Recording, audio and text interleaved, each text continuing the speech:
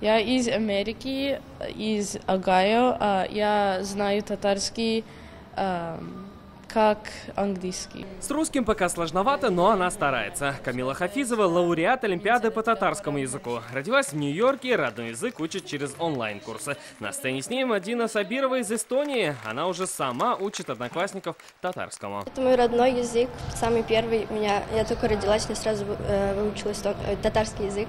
А это Такучи Чихиро ровно год назад. Тогда он занял первое место на Олимпиаде. Сегодня японец, который живет в Лондоне, обладатель гран-при.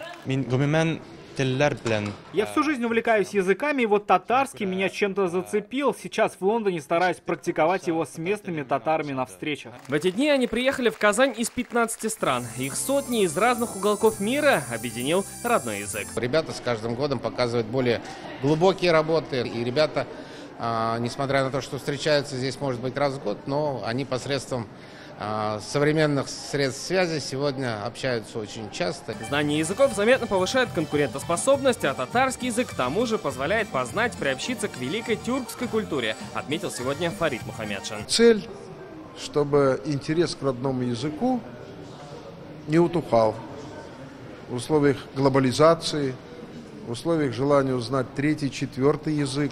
И эти знатоки татарского языка по приезде домой в свои регионы и страны будут транслировать свой родной язык друзьям, учителям и коллегам.